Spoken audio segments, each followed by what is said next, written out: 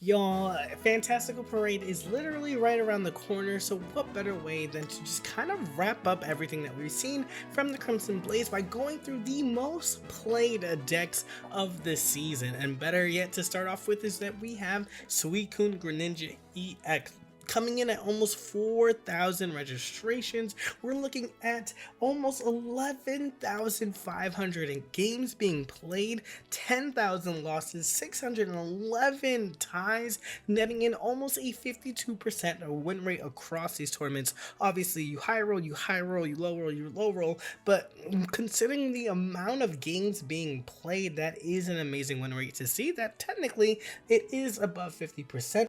So let's go ahead and take a look at the deck here. So we're seeing just kind of like places where you tend to be happy here. Probably the most recent winning deck as well too. You have your Froakie, you have your one Frogadier, you have your two Greninjas, one Greninja EX, you have your Suicune EX and DDD EX, Professor's Research, Cyrus, Mars, Irida, Pokeball, Rare Candy, and Giant King. This has felt pretty much solved in terms of a deck, in terms of an archetype here. You're really looking to have kind of like essentially just one of each Pokemon serving its own purpose. Water Shuriken to enable your Double Cyrus to move around their board, your Greninja EX to move around your side of the board, Suicune to deal some early damage if they don't respect the ability here, or the effect of the attack Crystal Waltz, whilst having the ability to just completely draw through your deck to find everything else that you're looking for.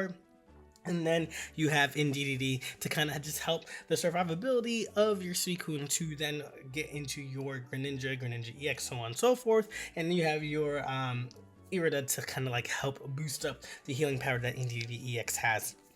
I mean, the numbers tell you, folks, play this deck a ton because the lines are very clear. You have your Suicune up front. We play it so that way we have that there so we can draw into our Greninjas. We start dealing damage because we can do that for 2 energy. We get into our Greninja EX, so we retreat it so that way we can get there, get up there, because then folks are going to try to run around the idea of filling out their bench. So then you can just hit for 100, and then that baby Greninja allows you to kind of like grab those mons up in the back that they're trying to hide from you. It is a strong deck. It is a very reliable deck. It's a very consistent deck, but it doesn't have you think about what you want to put into play at certain times. There's still a lot of decision makings that you have to go. You know what you want your final board, like you're always hoping for what your final board may be, but obviously your opponent is never cookie cutter. So having multiple options to really face against what your what the realm is, right? Like looking at those decks, like you're pretty good into a lot of things and pretty great into some other, and really don't have a lot of bad matchups. So why folks tend to pick this makes a lot of sense. So let's go ahead into the second most played deck this season, and that is Hydreigon Mega Absol EX here. This deck coming in at almost 3,000 in terms of their counts, holding a 10%, almost 11%, 10.66% of the meta share, with 8,302 wins, netting in 7,518 losses, 432 ties, with a 51.08%. Quite noticeable here that you are running literally just like points, like 8 something, like 0.8 something away from topping the win rate of Suicune, which is like really crazy to think about in that sense. But this deck just feels really nice, and there are 2 variants here. You have this variant which has gained a lot of popularity in terms of recent tournaments, and in terms of even the ladder and climbing in this way. And so I will not be surprised that like when Fantastical Parade comes in, and there's like a want or a wish to really have Psychic decks succeed, right? We have Mega Gardevoir EX sets coming out. We have the Peculiar Plaza that's going to have the retreat cost for Psychic to be 2 less. So folks are gonna want to play Psychic, and what can you do if you know that you're going to run into a bunch of Psychics? Well, you play the like second highest win rate deck that's there, right? So like you have, or second most played deck that's there, and it's played for a reason. Hydreigon just high rolls, and when you high roll, when you can do that turn to 130, you're attacking things for 150 due to weakness. If you're going into Psychic decks, which we'll definitely see a lot of, Absol gets that boost as well.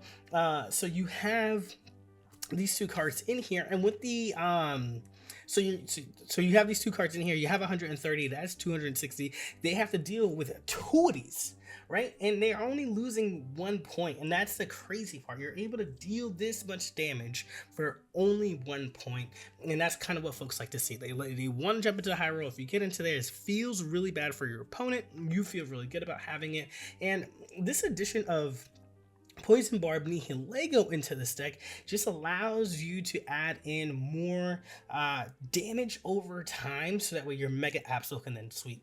We know that your Hydreigon is a powerhouse, but your opponent, if your opponent can get through both of them somehow, sometimes you're lacking in that little bit of power of Mega Absol. You can take away their Reds, their Sabrinas, their Copycats, and all that, but you still have to knock out their Pokemon in order for that to happen, right? So being able to have them lose that 10 health per turn, or even just that 20 health per turn, so that way that's 80 more damage to you, people really like to see that. And so we've seen the rise of this. It's been working out well for folks. You love a copycat to ensure that you can get into these other Pokemon, but having that poison out there, chipping it away, so that way when Mega Absol does come in, it is now also disrupting but also finishing off Pokemon, and that's what you like to see out of your mega Pokemon.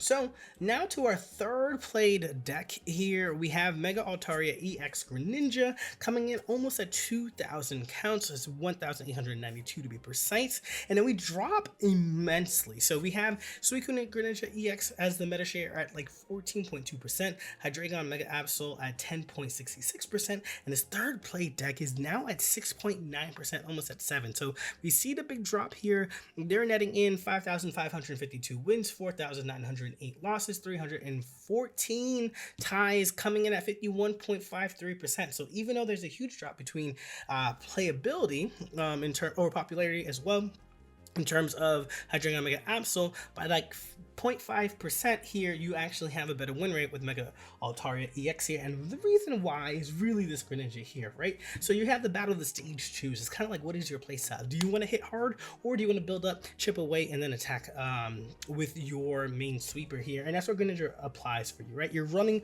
Psychic only, getting that 130 in Mega Harmony. Mega Altaria feels super consistent and super easy to set up. The Sing comes in so clutch, and we'll talk about that when we see more Mega Altaria later, but Sing definitely allows you to stall. It's kind of nice. And like, if you're in a position where you would have lost anyways, and then you kind of cheat out that next turn because your opponent stayed asleep, you're winning, right? Like that, it gives you an opportunity to stay in the game, which there's not a lot of cards that can do that for you, that then allows you to then go into a strong hitter, right? We have plenty of Pokemon that puts you to sleep, but do they then evolve into a Pokemon that hits you for 130? Not really, right? So the 1-2 punch here is great.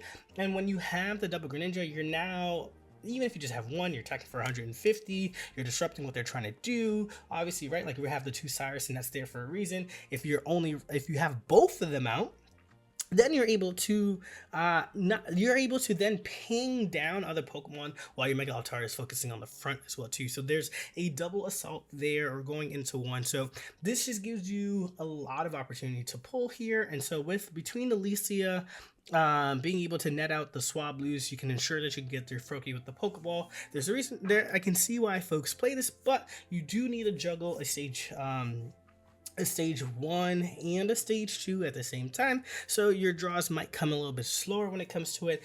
But there's so much power in this. We already know that Greninja is such a strong secondary mon, regardless if it has the energy to attach to it or not. You are looking for the versatility of the Water Shuriken into the Cyrus to then finish off with your 130, and that's why people like this deck.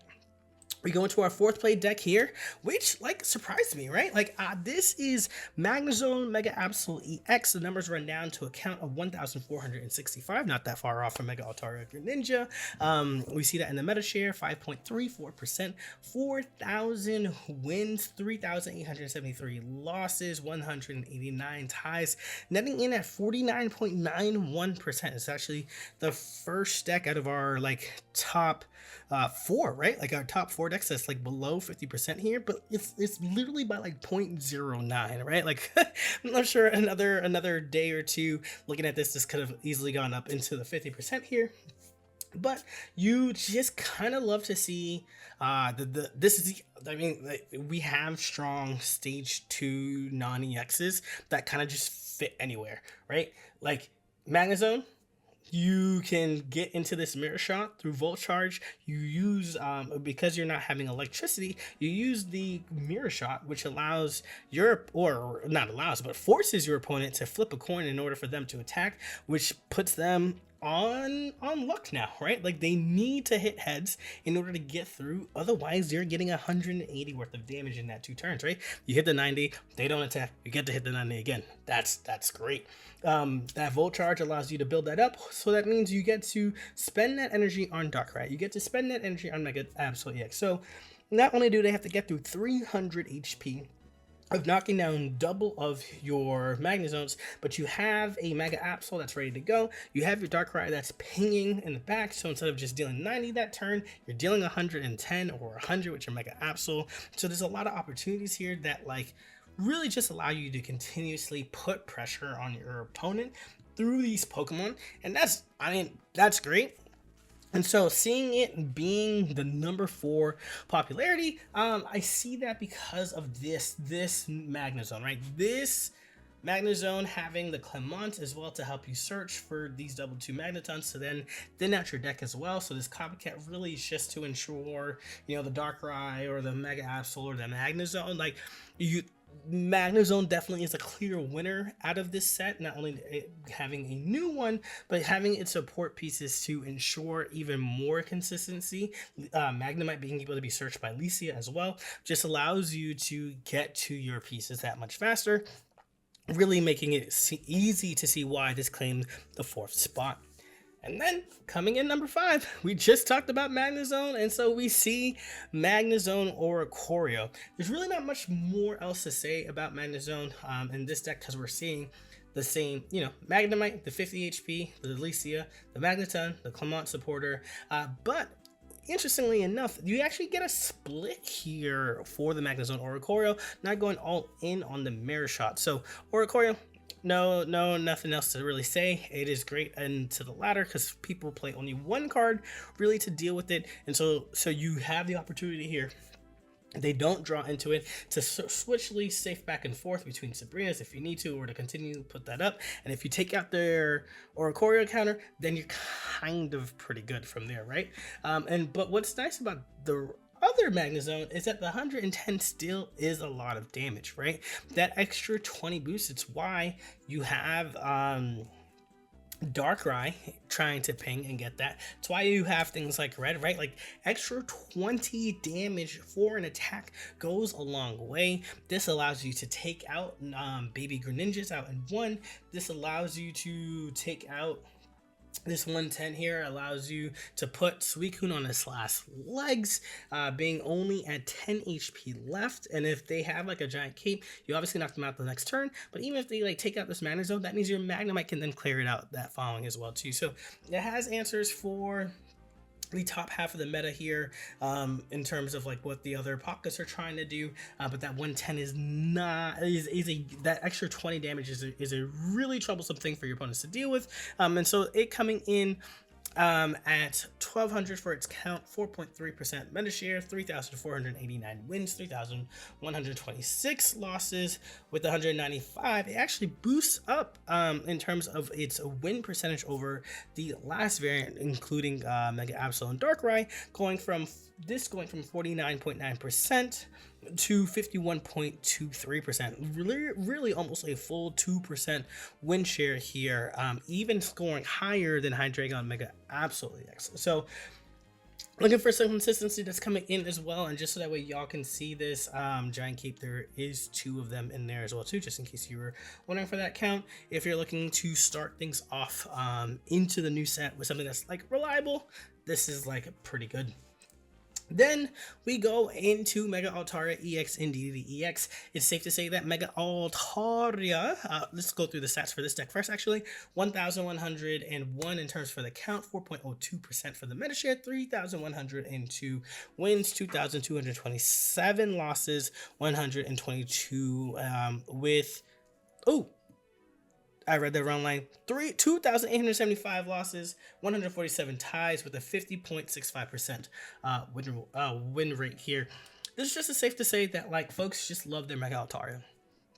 It's just what it is. If we combine all of the Mega Altarias, right? Like there's just so much. But just even Mega Altaria Greninja, 1,892, almost 2,000 to this 1,100 here. You're looking at 3,000 counts of folks who just like to play Mega Altaria.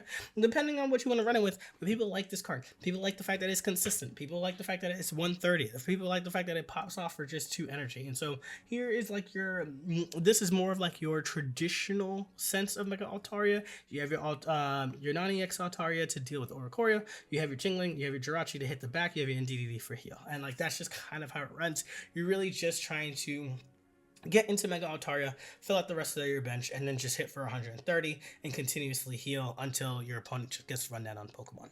That's really it. And it's pretty straightforward. It's a great game plan, and if you're looking to like pick that up, like that's why I can see that being popular. Of like, hey, sometimes there's just too many decisions. Let's just shorten it down. I feel really good about these cards that are in my hand. I know what I have to do, and like that's pretty much what Mega Altaria EX can really simplify here, especially in a deck like this where it's just like, hey, I'm gonna hit you for 130, and if there's a Courier for me, I'm just going to hit you with Altaria. If there's a baby in front of me, I'm just going to hit you with Jirachi, and I just heal. And I just hit the heal button. And so that's what this is all about. Then we jump into this other variation that's been picking up steam towards the tail end here of the season, where you're introducing Furfru to deal with babies that are in front of you as well. But this Clefty, so that way you ain't dealing with no poisons, no rocky helmets, right? Like you're just getting rid of these Pokemon tools so that way you can attack freely without having to worry about it. I kind of like this just because it's just spice. It's just different. The rocky helmet down here is a 2-0, so that way you can run additional damage, so that way, you know, they're dealing from, especially with your Furfru here, being able to deal 30, they take 20 when they attack, and they're doing minus 20 for damage. Just really lasts a long time, and now you're having like a mini tank here, which is really great. And then we continue on to Charizard. That's right, Charizard made it on this list, which was really cool to see. You were kind of worried about the Megas as a whole, right? Mega Blastoise unfortunately fell on its face. Mega Venusaur made it to the top 11 most played, right? But like it doesn't have an above 50% win rate, and it's just like the playstyle may not be fun for a lot of folks, and sometimes you just don't even see Mega Steelix anywhere. So Mega Charizard Y is just kind of like, okay, I'm here.